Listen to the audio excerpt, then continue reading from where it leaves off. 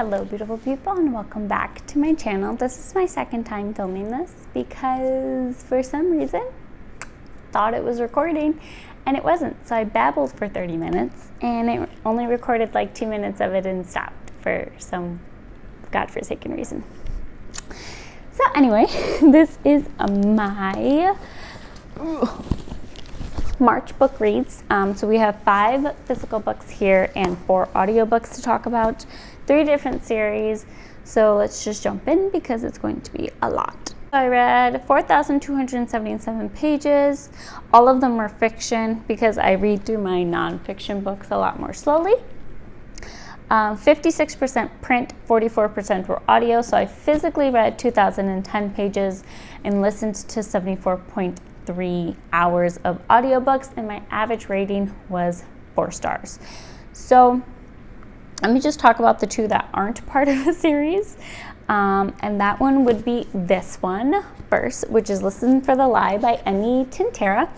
And this was my book of the month read, and it says, what if you thought you murdered your best friend, and if everyone else thought so too, and what if the truth doesn't matter?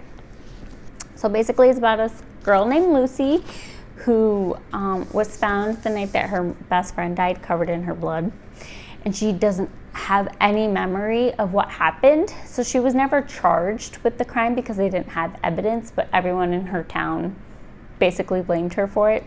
And it's kind of the unveiling of her going through the motions of trying to remember what happens that night, because there was a podcaster that came into town and was doing a story about it, and she's never given any press interviews or anything like that for the incident, and this is the first time she was actually talking to someone, and she ends up remembering everything that happened, and it's about what unfolds with that.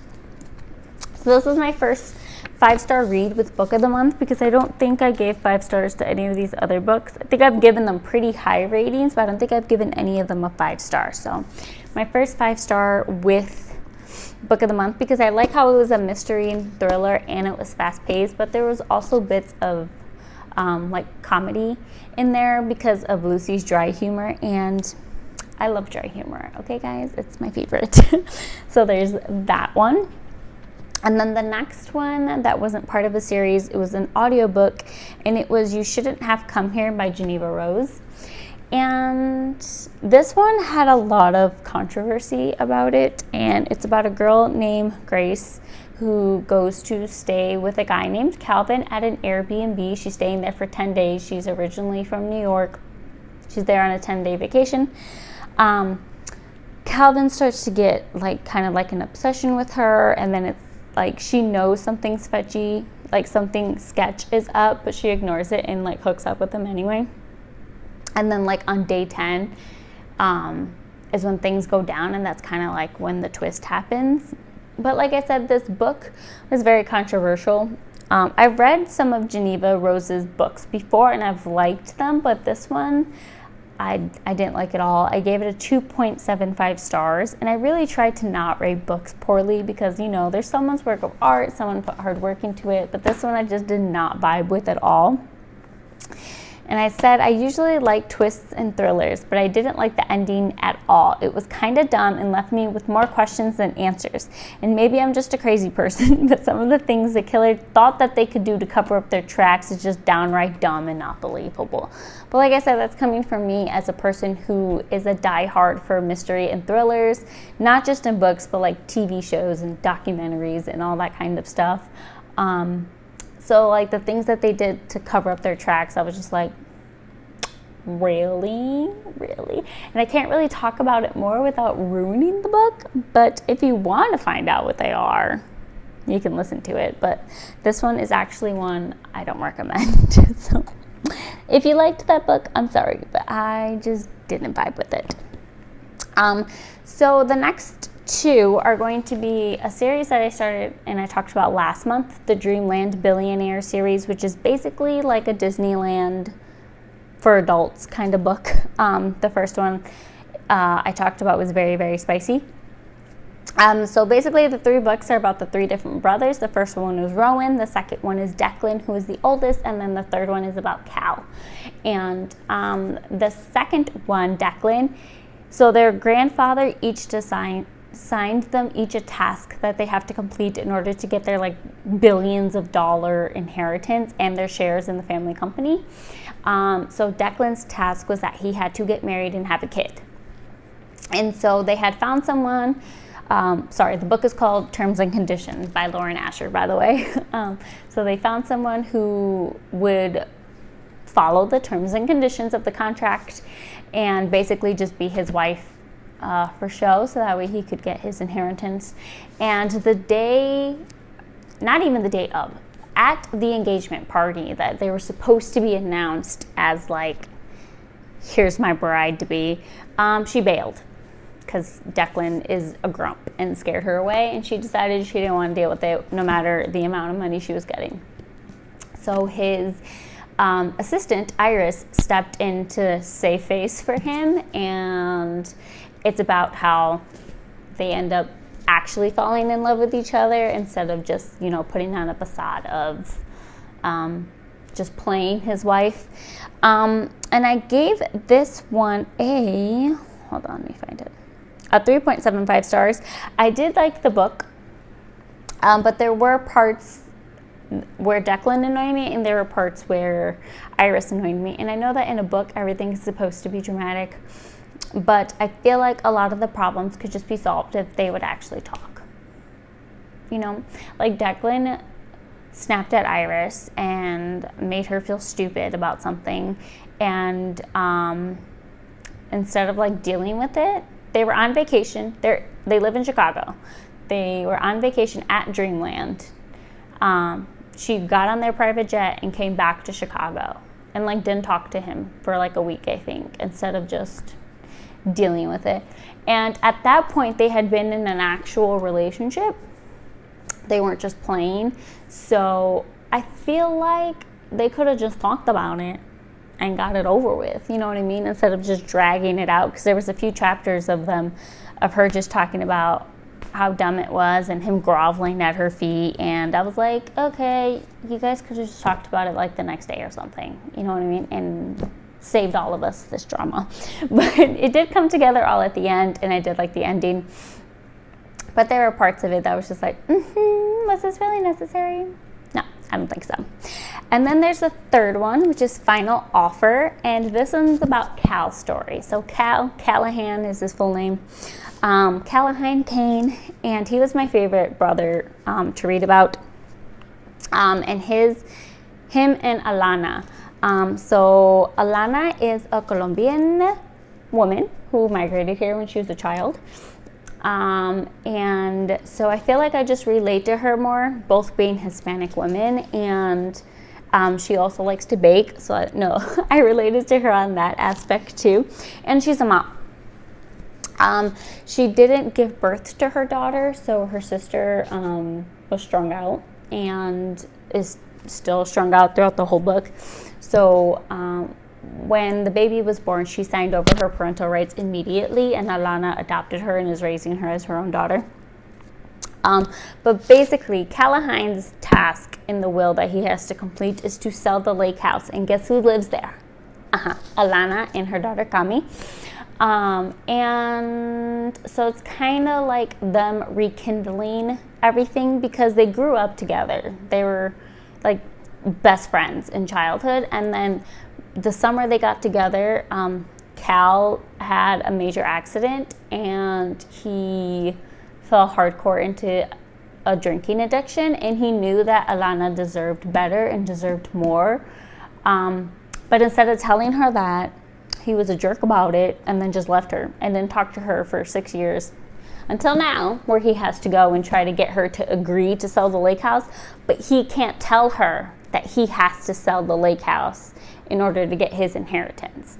So it's kind of like him trying to win her trust back, because obviously she doesn't trust him, and also him dealing with his demons and his addiction problem and stuff like that. So this is my favorite book, or my favorite story in the series. I think I gave it 4.5 stars. Let me check. I gave it 4.5 stars. It was 583 pages, and I read it in 2 days. So I really liked this series. This one was my favorite, like I said. So if you haven't read that series, I would recommend that one. And the second and third books are definitely way less spicy than the first book. The first book was a little like, alrighty then. But the second and third ones weren't bad. There were like a few scenes. There was more sexual tension than actual spice, if you get what I mean, especially between Cal and Alana. So moving on to the next series. So this one I actually got at a local bookstore here. They had it wrapped up as a gift, so you didn't know anything about it except the cost and what category it was. So this is The Naturals by Jennifer Lynn Barnes, and it's a 4-book series. So I have the first 3 here. I'm waiting for the 4th one at the library.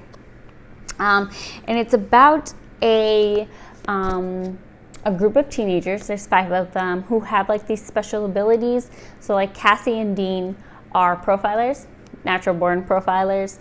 Leah is very good at picking up on if someone's lying. Michael is an emotion reader, and Sloane is a mathematical genius, and she can also hack things. So these are kind of like Criminal Minds, but in book form, book young adult form. So I flew through this. I absolutely loved it because I was obsessed with Criminal Minds, and I watched every single episode and I absolutely loved it. So I really liked that this was like Criminal Minds but in a book form, because you really get into like, especially with Cassie and Dean, and they explain like how they get into the killer's mind to, you know, solve things. Really liked it. This one is about how they were supposed to be assigned to cold cases, but they end up getting pulled into a real life case, and it's like a cat and mouse with the killer kind of theme. But yeah, so I really liked this one. And then the next one in the series, this was my first 5-star read of this year. I don't know if I said that or not. But the next 2 in the series, I gave them both 4 stars. So Killer Instinct, this is about Dean, who's the other profiler in the teenage group. And I really like him. But the only reason why I didn't give this book 5 stars is because it's about Dean and his dad is actually an incarcerated killer, and there's a copycat out there, and they're trying to, like, you know, crack the case. So I do wish it was told more so from Dean's point of view, because, you know, it's about his dad. And I would love to see more of like Dean's thought process on it versus Cassie's. But it was still a good book. I really liked it. Had no complaints other than that. And then this one is All In. And again, I wish it was told more from Sloane's point of view. And Sloane is kind of like the Reed/Garcia of the group. So she, like I said, she's a genius and she's also a hacker. So she's kind of like Reed and Garcia combined. And it involves members of her family. In this one, there's 3 casinos, 3 bodies, in 3 days. So again, they're pulled into live cases, and they're trying to like solve it in real time before the killer strikes again. And like I said, I just wish it had a little bit more of Sloane's point of view, or even like a duo perspective would have been fine too. Same thing with this one. If it was like duo between Dean and Cassie, that would have been great. And then if this one was duo between Sloane and Cassie, that would have been fine too. And then also in this one, it kind of ends on a cliffhanger. So I'm like waiting for that book from the library. But yeah, there's a case in a break in Cassie's mom's case. She's been missing / presumed dead for the last 5 years, and they finally had a crack in the case. And so, like I said, that's why I would have been fine with the duo point of view, because some things were happening to Sloane and to Cassie at the same time. So I'm really excited to read the 4th one, Bad Blood, which should bring everything all together. Very excited to get into that and read. And the last 2 I had to talk about are audiobooks. Hold on, move that out of my way. And if you guys are new to my channel, I don't really like fantasy books, but I'm trying to dip my toes in, start reading them a little bit more. So at the end of last year, I actually read Aragon, which is a 4-book series called The Inheritance Cycle. And I read Aragon. I actually really liked it. So I was like, okay, maybe I can get into the series a little bit. And if you don't know about it, it's about a kid named Aragon and his dragon Saphira, and how he discovers that he's the last of the dragon riders, and he comes together with people in different communities in the kingdom to defeat Galbatorix, who kind of has everyone enslaved. And he also stole the rest of the dragon eggs, aka Saphira's siblings, and his plan is to get them to hatch and use them for bad and not good. So I gave both Eldest, which is the second book, and it's by Christopher Poloni, by the way.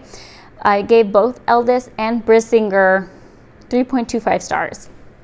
And Eldest is 23 and a half hour audiobook, and Brissinger is 29 hours and 35 minutes. So 24 and 30 hour audiobooks. And I don't have any complaints about the stories necessarily, except that one, they're told from dual point of view. So if you're not super paying attention, you can miss who's talking at the beginning of a chapter. So that's one thing. And two, they're so long. And I was losing stamina, is basically what it was. Like, I liked the beginning and then I liked the ending, but in the middle I was just kind of like, okay, like, can we move it along, please? But I also feel like every time I was really starting to give up and I was going to DNF it, something happened that kept me going. So I will give Christopher that. But there's a whole lot of roller coasters I feel like I was on with that book. And the ending of Brissinger was kind of like on a cliffhanger. And you have to wait till book 4, which I'm waiting for. It's like a 17-week wait. I'm waiting for this audiobook to find out if they defeat Galbatorix or not. So that's where I'm at. Because books 2 and 3 are basically Aragon's story of being trained by various people in their community. Him meeting Arya, who is an elf princess, and Aragon himself becoming more of an elf. Because when you're a dragon rider, even though you're human, you basically live forever, unless you get defeated. So it's about Aragon's transition into all of that. So it's like his process of becoming a dragon rider while also trying to be trained and dealing with fights in the meantime from Galbatorix and all of that jazz. And it ended on a cliffhanger. Brissinger, the third book, ended on a cliffhanger of them just defeating like one of Galbatorix's army and them getting ready to fight Galbatorix head on. So that's where I'm at with the fourth book, or waiting for the fourth book. Like I said, I gave 2 and 3 3.25 stars. They weren't terrible. They're just too long, and I was struggling to get through them. But that's all I have to say about that. And then I have my TBR for this month, the month of April. So I have With My Best Friends and My Mama. We're reading That Time I Got Drunk and Saved a Demon. I've heard great things about this book. It's like a cozy fantasy. So it's like a fantasy novel, but without all the extra world building. So it's obviously a lot shorter. It is only 260 pages. So it's a very quick read over here. And then I'm also going to be reading The Inheritance Game by Jennifer Lynn Barnes. And also, like I said, reading Bad Blood as well. And this one is about a girl named Avery. And I've only read like 2 chapters so far. And basically she's left a bunch of money from a guy she doesn't know. $46.2 billion. And I guess she has to like fight with his grandsons to keep the money, because instead of leaving it to his family, he left it to her. So they're trying to conspire against her to get that money back. So it seemed like it was pretty interesting. And I really liked the Natural series, so I thought maybe I would like this one as well. So I have that one, this one, and then in my book club with my friend Valerie, that I've talked about a bunch of times on this channel, we are reading The House Witch by Dillamhawk. I don't know if I'm saying that right. But yeah, this is also a 3-part series, so if I like it, I might just read the other 2. But this one is also considered like a cozy fantasy vibe. So I have that. And then my book of the month read that I picked for the month of April is Darling Girls by Sally Hepworth. And I read her book, The Soulmate, last year with book of the month, or last year or 2 years ago. I don't remember exactly. But anyway, I really liked it. So I decided to pick this one from her as well, which is another thriller. Are we shocked? No, we're not. But yeah, I think that's all I have to talk about TBR wise, at least for this month. I got lots of things I need to read, but we just have those for now. But yeah, also, do you guys like my chair? I found it at the thrift store for $4, and it's so soft. And as you can see, I'm sitting cross-legged in it, and it's so comfy. So I sit here and read, and I can also take a little nappy nap. But yeah, the best thrift store find I have to date, in my humble opinion. But I will stop blabbing now. Thank you guys so much for watching. Please like, share, and subscribe if you haven't already, and I will see you in the next one. Bye.